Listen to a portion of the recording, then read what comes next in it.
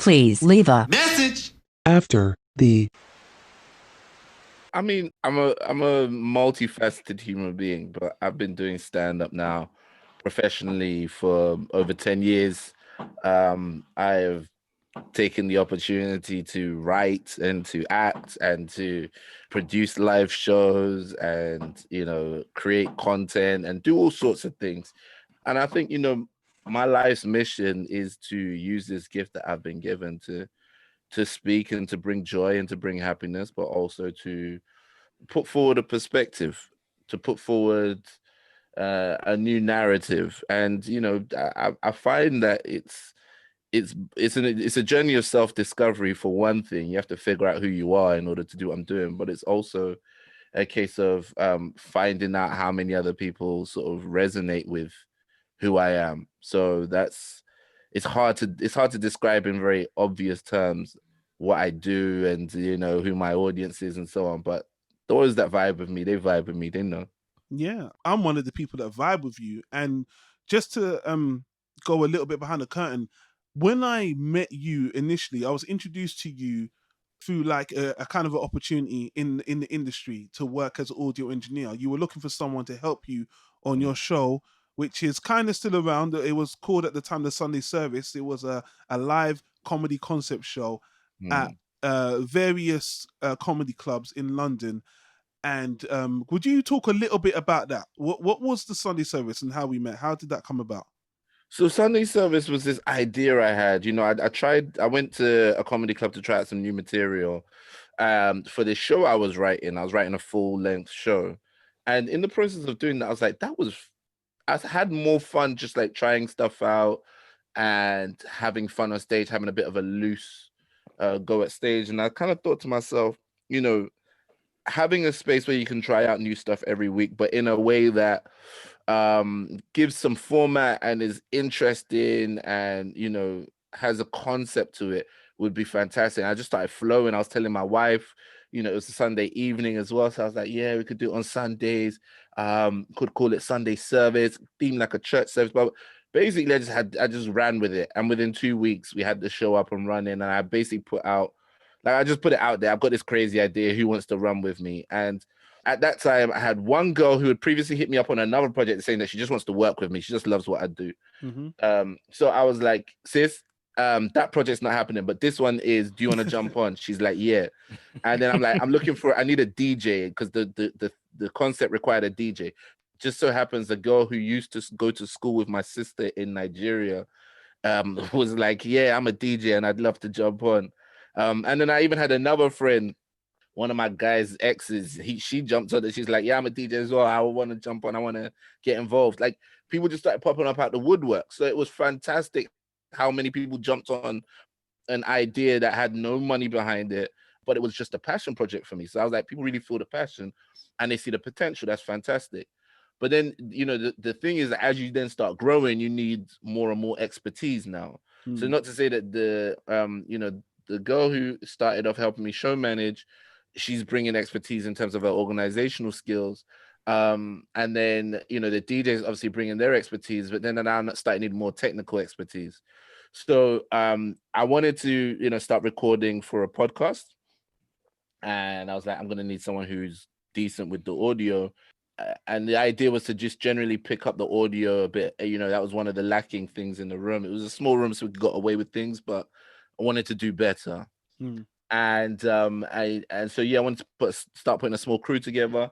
I put it out there, and a guy I'd done a podcast with, who I had met him just like randomly in Trafalgar Square one day, and he was talking to somebody that I knew, and we ended up getting introduced. I did his podcast. He now jumped up and was like, "Yeah, I got a guy for you." I'm like, "Look, yeah, the amount of love and good fortune I have with this project is too mad." Because the thing is, like, when you're not paying and it's all passion led, you can't really stipulate quality. You see what I'm saying? Like, you can't be like, "Oh, I need 5 years experience," and you ain't paying nobody. But yet he was he was introducing me to somebody who knew his stuff and was willing to like jump on and really be involved. So I was like, "Yo, who is this guy?" So obviously that's how I met my guy here right here. That's me. Double J. Hey. So I was like, yo, this guy's actually like, I don't know how Sunday service has brought all these people to me, but like I've actually met, I'm actually speaking to somebody who's passionate, somebody who wants to grow, somebody who wants to learn, just basically people on the same vibe as me. And I was like, yo, this is fantastic. And then yeah, since then, jumped on the team, and within no time had a podcast up and running. And the thing is, this is the thing, this is what let me even know that it was even more special, was that like I said, I don't want to put my stamp on anything. Like, even though it's Sunday service with Ola, I wanted to build it around the concept. So I didn't want it to be my voice on the podcast.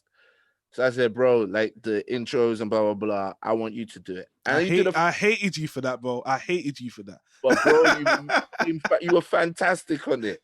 You're fantastic on it. And that was the beautiful thing about it. It was like, I know you didn't really want to do it, but just the fact that you said yes and you went for it, I was like, look at this. It's flipping amazing. And not only that, for me, it felt even better to know that, everyone's valued on the team. Everybody brings something. And the fact that you went above and beyond in creating this podcast and like putting it together so well, I was like, yeah, this is I'm super blessed anyway.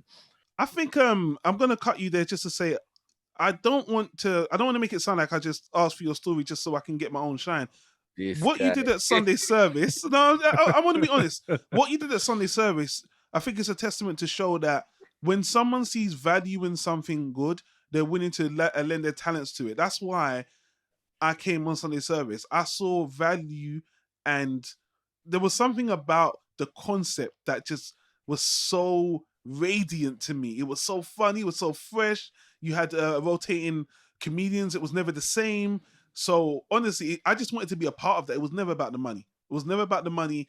And the reason why I wanted you to speak about it for so long is that's how the Voice of Male came to be. If it wasn't for Sunday service, they wouldn't be Voice of Male. Wow. And that's a lot of things people don't know. Because I met Jolie there. I met Stanley there.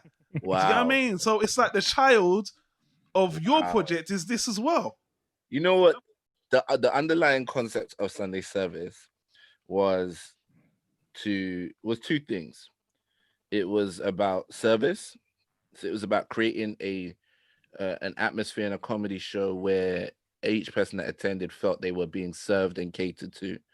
And then the other side was about community. It was about, I as a Christian go to church every Sunday, and I know some of the intangible things that I enjoy about going to church. Now, there's obviously a very heavily spiritual reason for going to church, and you can't replace God with jokes or whatever. That's not the point here. But it's to say, look, whether or not you go to church, because there are people there who go to church, people who don't go to church. There's something about gathering people together and the congregating of it, and the unison of the singing and the sharing and the shared experience, sharing of stories. All of these things are so powerful for bringing people together. And I used to always say at the beginning, like, we want to see marriages and millionaires. Like, you might meet your life partner, you might meet your business partner here. And the fact is, like, this, you saying it about this podcast, that's a huge testament to the mission statement behind Sunday service, to connect people. It's mad because you're not the only ones. Like, people have met up at Sunday service and gone on to do great things. I've met people at Sunday service and ended up working with them. Laura, who did the video, she started off just coming to Sunday service and then just was like, she wants to volunteer, she wants to get involved. And not only that, we've had a proposal at Sunday service for a renewal of vows. Oh, wow. So, what I'm saying? Like, the idea and the concept was clearly powerful. Yes. And trying to bring that to a comedy space where usually the concern is just to try and get some funny comedians on the stage, pay them as little as possible and charge as much as possible and make them hustle. I was reversing all of that on its head, and I was like, let's create some value out here. Let's do something that has impact, and like, and I know I'm taking a lot of time to tout the horn for Sunday service, but so good. I just really want people to realize that, like, yo, this I don't want to say transcendent because that sounds a bit self-aggrandizing, but it definitely started becoming a real force for good. The show right before lockdown was the 3-year anniversary of the show. Mm. So I had encouraged all the people attending the show to like get involved in like a Thanksgiving kind of like let's give back. It's been 3 years, like let's do something nice. So I said let's all collect non-perishable food items, hygiene items to give out to people less fortunate. Yeah. Then the pandemic hit, and I had all these donations in my house from Sunday service. Mm. So my church was still operating as a distribution center for people in the community who needed stuff in the pandemic, who didn't who lost their incomes, were finding it hard to get groceries, and I was able to make that donation on behalf of Sunday service and say, look, this is what this comedy show came together and brought. We didn't even know a pandemic was coming, but look at what a force for good it could be when you bring people together. Yeah. For me, it's like, yo, we're wasting time when we're really overlooking. We gather people for all sorts, for sports and for theater and even for political rallies and so on and so forth. And every time you gather that many people together, there's so much potential in the room for something fantastic to happen. And that's why I just wanted Sunday service to be a realization of that. So thank you guys for giving me that extra boost that, it really brought something together and birthed, another project in and of itself. Yeah. I still, your story still continues. On the about 2 podcasts ago, we had the history Impressions of America History podcast on as guest, and we was talking about what your goals are for your podcast or your project and moving forward. And one thing I want to highlight is you've had to pivot during the lockdown with this new project called Sunday Sermon with Ola. But one of the things I really am impressed with is how you've taken those ingredients, the sermon aspect, and have still found a way to do it with technology in the lockdown. Because you have the podcast, if people don't know, I'm gonna correct me if I'm wrong, Ola. You've got your Sunday Sermon podcast with Ola, which is half an hour, which is every Sunday. Do you release it Sunday morning? Is that right? Correct. And then in the evening, you have an Instagram live open discussion with people to have a congregation to have that real experience. And I just thought that was absolutely fucking genius. Thank you, bro. Thank you. At the beginning of lockdown, I was a bit stuck and I was upset because, Sunday service really just started gaining some very good momentum. We'd moved into a really large room. We were selling tickets. Yeah. And then all of a sudden you hit with this. And, what I tried to do what we called social distance sessions, where I tried to recreate Sunday service online. And it was like, nah, what you're going to have to do, what I realized I'm going to have to do is I'm going to have to learn. Like, these things, they happen and you can spend the whole time trying to recreate what you had, or you can take it as an opportunity to create something new.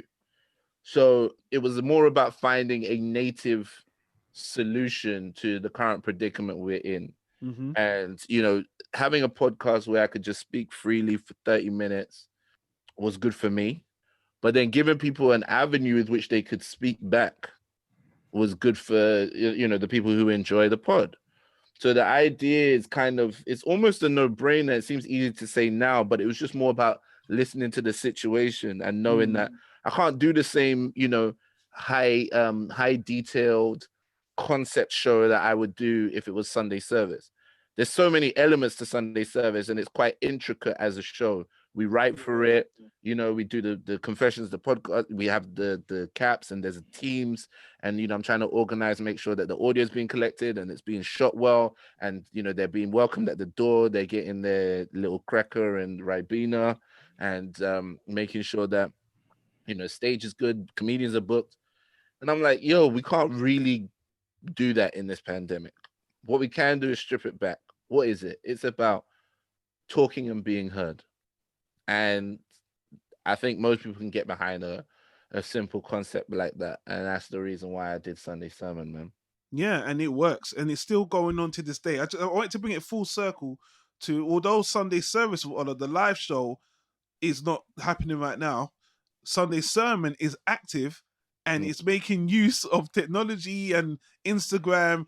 And I was like, this makes perfect sense. And I commend you for, it's kind of genius. I know it's the simple things that sometimes work out really well. And I can see the community growing every week. So guys, Sunday Sermon of Allah is every Sunday, right, at 8 p.m. Yeah, the live is at 8 p.m. The podcast drops at 9 a.m. and it drops on all the podcast platforms. But if you want to watch the video, there's a YouTube premiere at that 9 a.m. So I'm usually cool. in the chat on the YouTube premiere if you want to talk about it as it's going on. Give you Nice. a 2 cents. What do you think, Stanley? I know you were there for Sunday service, Stanley, in person. You went to the show, but do you know about Sunday sermon, Stan? Yeah, I think I heard about the podcast once, not too long ago, and it's just one of those things that I didn't actually get around to checking it out, but I have done so over the last couple of days, and I listened to I listened to the one about her empowerment, which was really interesting. What was that? Did you say whole empowerment? Am I hearing you right, Stan? Her empowerment, yeah. That's HOE for the listeners. Just you didn't mishear that. That's whole in capital letters as well. So yes. But yeah, the naming conventions for the episodes are really interesting. But yeah, I've now that I've seen it and seen that it's really digestible and still quite new, to be honest. It's just started in July, right? Yeah. So yeah, that makes me, I'm definitely going to be kind of getting up to speed on that, because in your previous sort of podcast escapade with some of your peers, I always used to be like, oh man, the ones where you weren't featuring or when you left for a bit, I was a bit disappointed. So yeah, I'm definitely going to be getting caught up on that. So, but I'm just curious, in terms of the Instagram live, who kind of gets involved with that? Is it like pretty much all the people from, well, not everyone obviously, but a number of the people that used to go to the Sunday service, or is it like just random people who are just kind of in it, just there's a few people from Sunday service, and then there's a few people who I don't even know how they've got involved. I think just because Instagram is quite a wide platform, it's just dragged in a few people who maybe heard that there was a live going on that was quite interesting. They've jumped in, and it's like a self-feeding loop. Yeah. So when they're on the live, I told them, look, next week listen to the pod before the live, and if you listen to the pod, I tell you to join us for the live. So I'm sort of picking up people who've maybe found who are subscribers on YouTube, and then I'm picking up people that maybe follow me on Instagram, and I'm just trying to create a bit of a community. And it's nice, we've got the nice nucleus of people that show up week in, week out, and every so often we're adding more and more people to the roster. So that's fantastic. Bro, I got to steal some of your ideas, bro. I love this. I see you set them up, you bait them in the morning, and you trap them in the evening. I'm like, you know what? This guy's onto something here. I need to work away, because we're always trying to get more voicemails, which we're gonna play in a minute. I know, guys. I know I let Ola go on and on, but you know what? I got too much stuff for this brother. There would be no voice of Mel if it weren't for Ola. So I had to let him shine. All right, let me live and let me shine on the brother a little bit. But yes, I want a bit more of what you got. I want to take some more energy from you, Ola. So yeah, we're going to be using you on the podcast to kind of do what we do here as well. But I wanted the people to know what you're doing. I want them to get involved. And honestly, I'm going to get more involved because you've had some great conversations. Currently, Ola's got 18 episodes, 18 sermons that I'll put a link in the description for the podcast for. Please leave another message at voiceofmail.com.